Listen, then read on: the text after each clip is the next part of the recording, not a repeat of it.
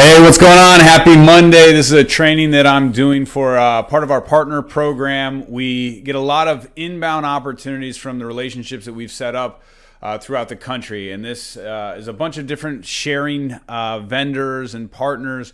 But you have to understand exactly what your goal is with these clients. High conversion rates are possible, and this is a fantastic way to build your database and sharpen your skills all at the same time.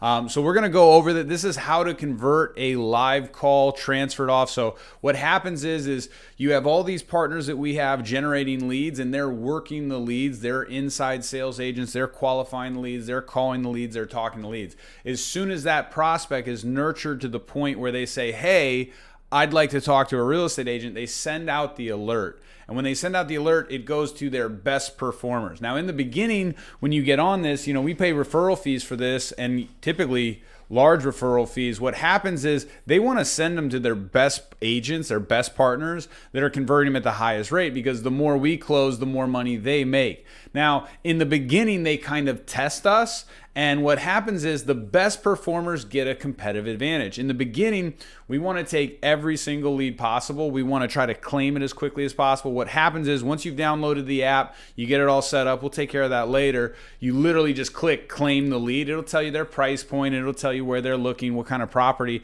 but you literally want to click it instantly. The average winning time is 5 seconds, no joke, because we track all this stuff.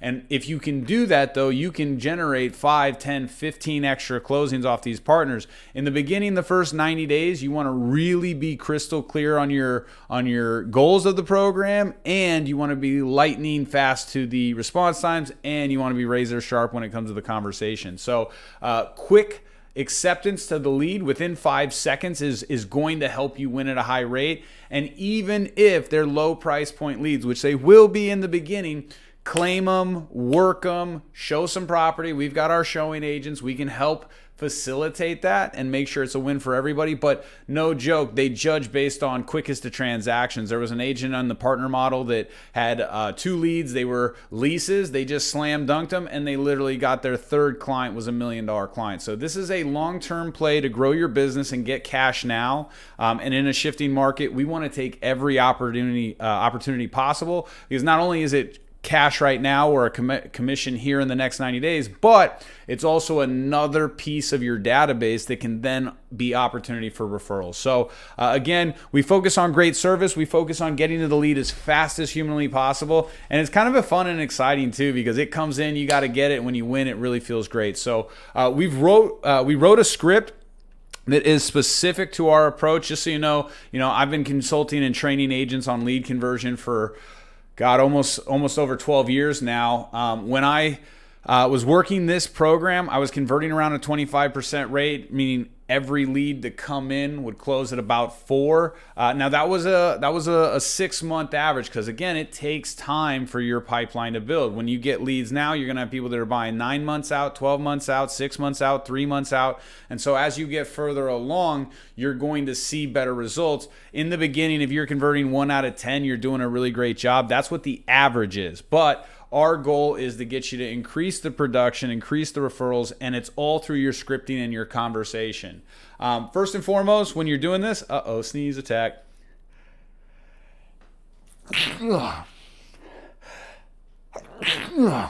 Excuse me.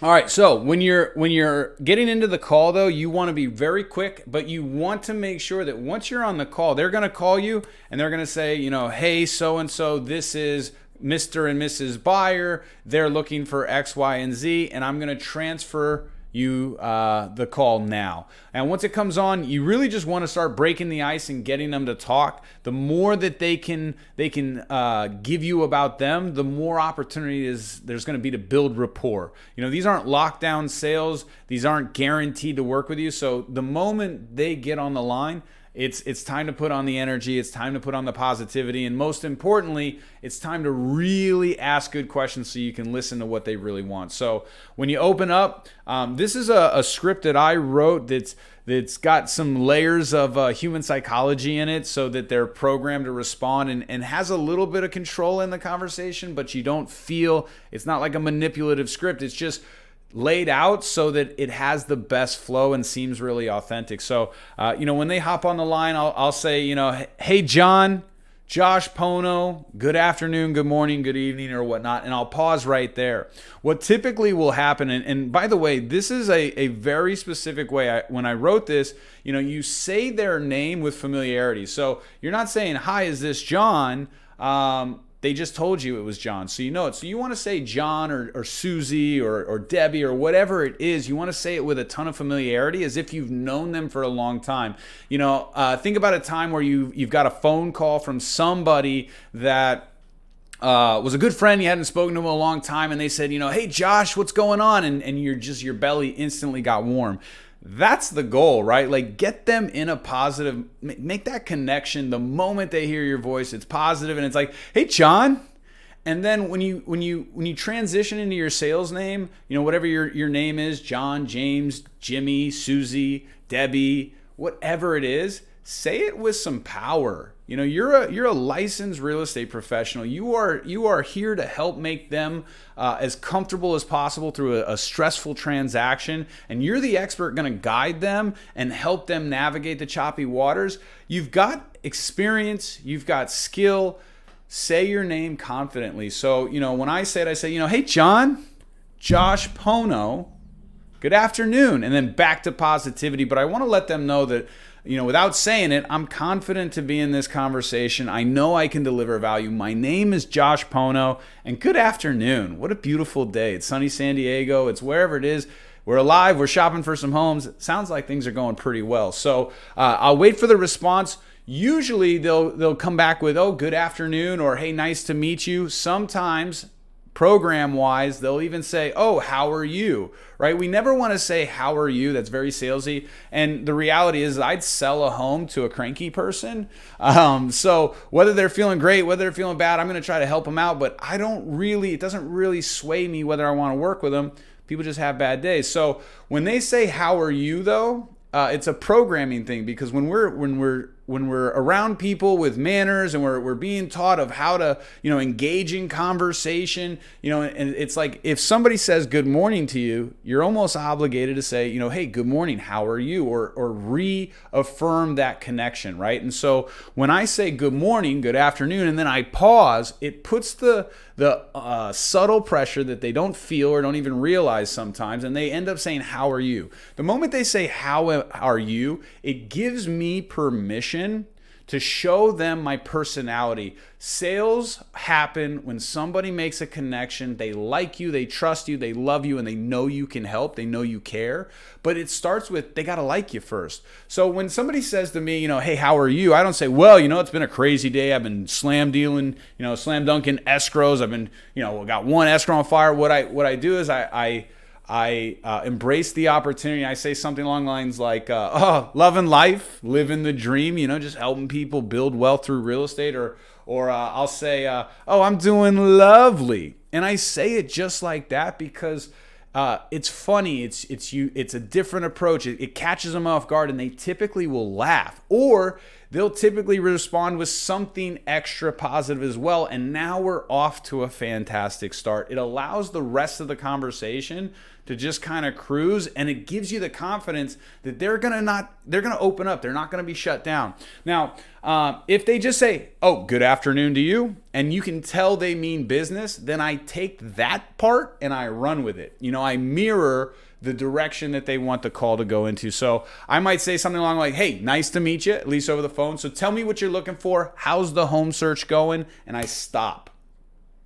And what they'll typically say is, hey, we've been looking for homes a little bit. We had some questions. They'll go into it, and I will absolutely slow it down a little bit before I get to this qualifying. I will sit in that moment and really let them know that, hey, I care about what's going on. I want to congratulate you. I want to be there for you. It sounds like you got some great things going on. I won't immediately rush to, hey, can you actually buy a home, and are you worth my time to go shop? I'm going to invest in that relationship before I know whether or not it's going to pan out on me. And so, I'll come up and I'll say, well, first off, John, congrats. Buying a home can be a very exciting and awesome milestone time in life. Just so you know, we're an education-based real estate company to make sure that our clients get the most reliable information so they're in the absolute best position to make decisions when buying real estate. And just to kick it off, how long have you been looking for real estate?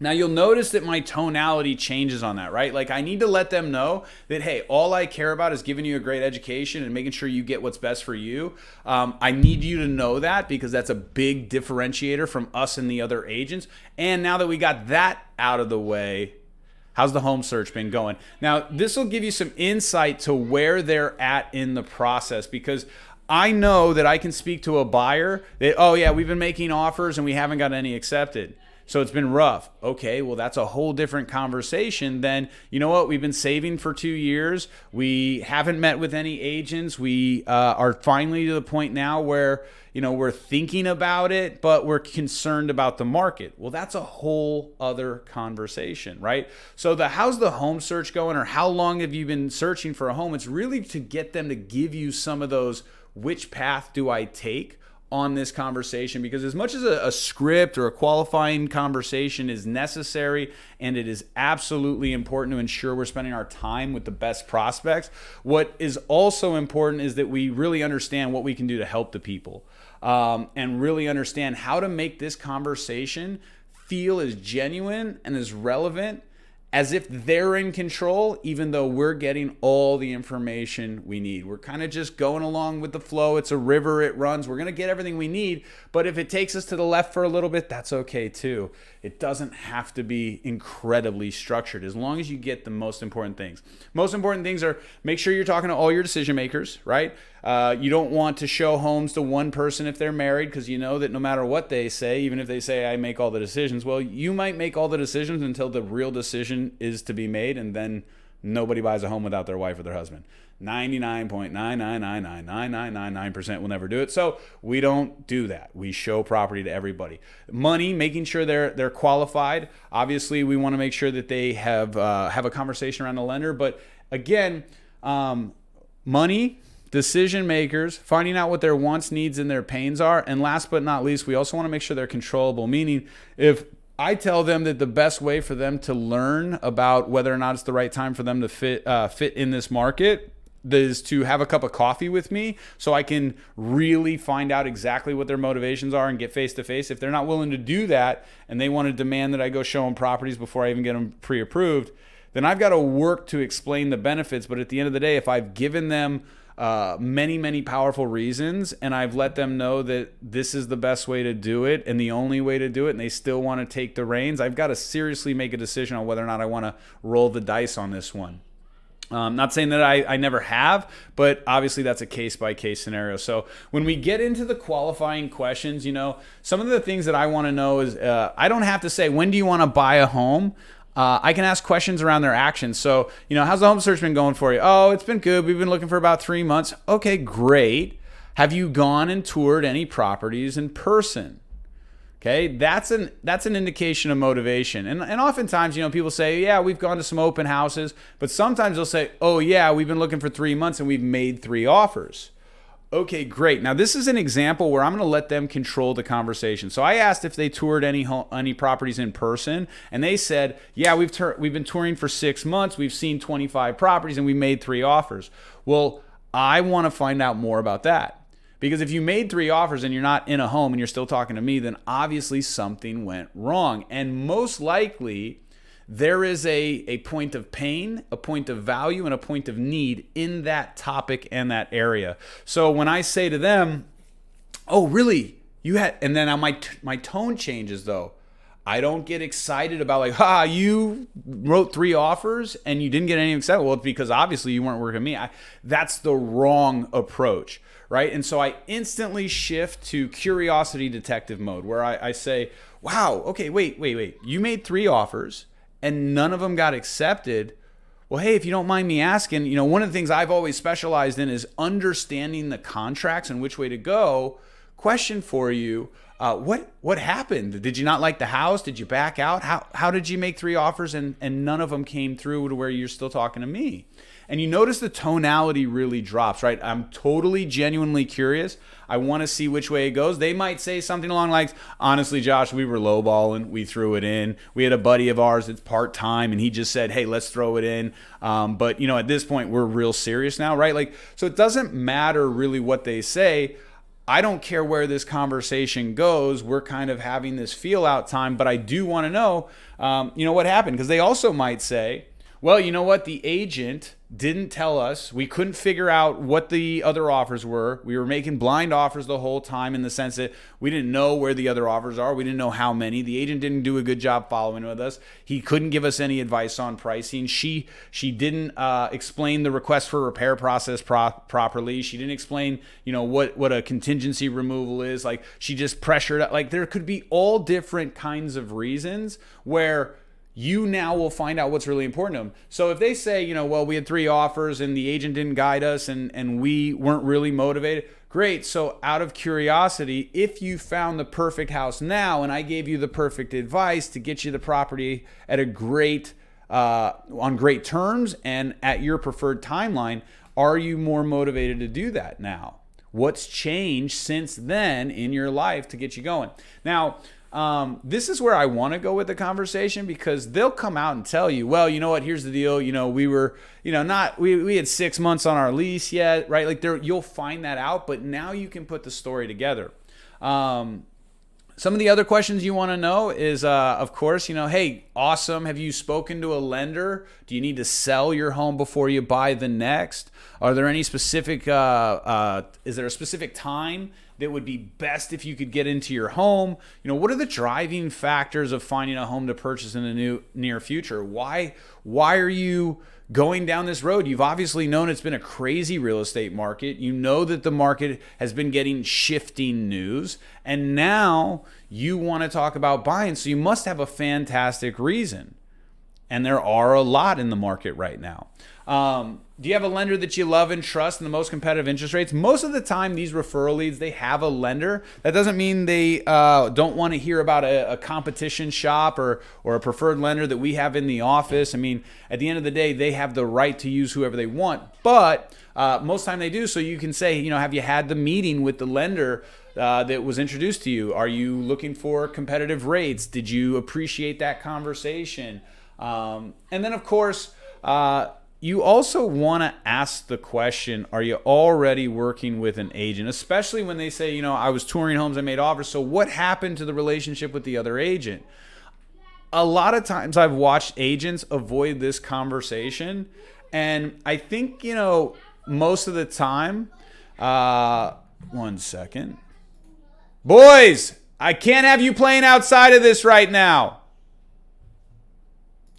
So most of the time, that's building training videos in a COVID environment where you got kids at home from summer camp. Sometimes there is just an epic Marvel battle going outside your office door. With that being said, I digress. So we'll get back into the all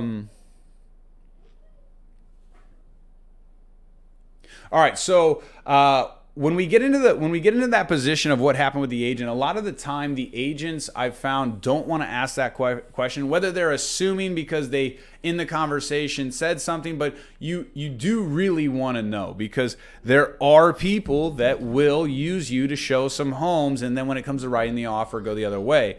I know that when I go and meet with people, I'm okay if they're working with other agents. I want to give them superior service. I believe my market knowledge is strong. I spend a lot of time studying that. I spend a lot of time educating them on the process before we get going. And the biggest compliment we always get with this process is they're like, you guys don't have commission breath. You guys help us find the right information before we ever make decisions, and we love that. So I'm going to let that factor play its part in due time. But I do want to say, hey, you made some offers. Have you separated with that other agent, or are you still thinking about using them, or why are you talking to me? What values are you looking for that you're not getting elsewhere? I like that better than why are you talking to me? What values are you looking for that you're not getting elsewhere?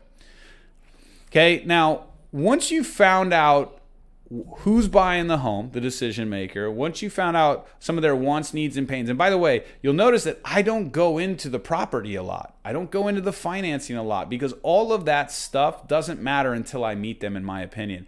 I don't care whether they're buying now or in a year or in 18 months. I want to get in front of them. I want to deliver a fantastic buyer consultation. And then I want to make sure that I stay in touch with them and I nurture them. And I can do that way better than anywhere else if I'm in person with them. Justin, do you have any questions?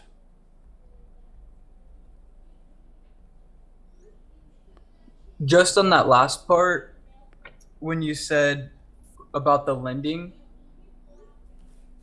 was that you said that you'd only want to ask them like about, or can you just I'm repeat not that? going to go into super details there. I'm going to say, hey, did you already meet with the lender? Are you open to a competitive shop? And then I'll hold that information. If they say no, they're not interested, or hey, they haven't met with them, I'll say, great, we can cover that conversation later. I'm not going to get into the particulars of like, so tell me, are you looking for a 3-bed, a 4-bed, a 5-bed? None of that stuff really matters yet to me. And that's so typical agent talk because it's easy. It's the one that everybody wants to share because they're excited and they come out with it for the most. But I want to differentiate myself from the questions and the approach, and that includes being strategic about when I talk to that. Plus, at this point, we don't know what they're approved for. We don't know what areas they're looking for. We don't know what kind of amenities they want, and we don't know what their preferred monthly payment is. And so until we have that, the property profile type doesn't really mean as much today. And this is where I'll transition right into the going for the appointment. Now, I spend time asking nothing but questions in all that conversation and listening and taking notes because at the end, I'm going to use that information to offer the client the best, most relevant value I can. And I'm going to phrase it in a way so that it sounds like an incredibly valuable thing for them because it is. And then ask them a really easy question to get them to say, yes, we'll meet with them. I'm not going to come out and just say, well, hey, do you want to meet up for some coffee and we can talk some real estate? I'm going to make sure that I give them the value of why it's important we meet in the process.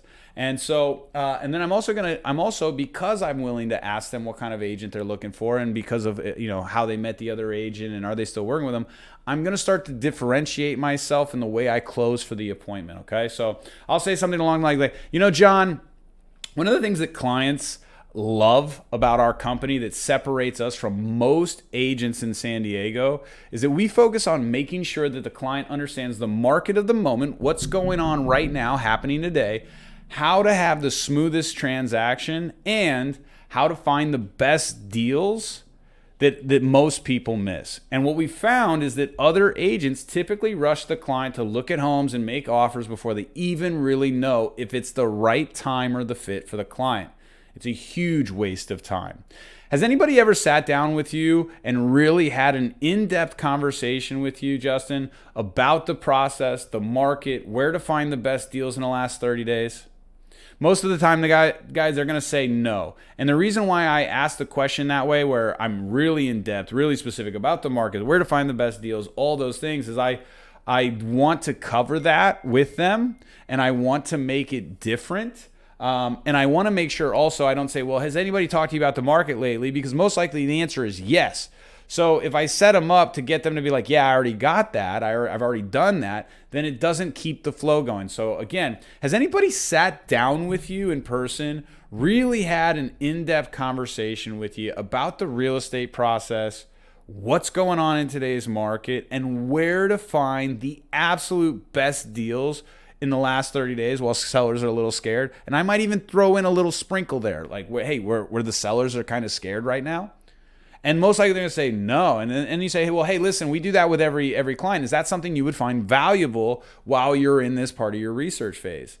And almost always, I mean, it's extremely rare. The only time I get no here is when they say, no, I want to do that in 2 months or 3 months. That's a whole other training. But most of the time, you're going to get a yes. Again, this is an inbound transfer with somebody that's already said they want to meet with an agent. You don't have to be too crazy aggressive. They've already said it, but you want to affirm it that, yes, you're meeting with a valuable agent.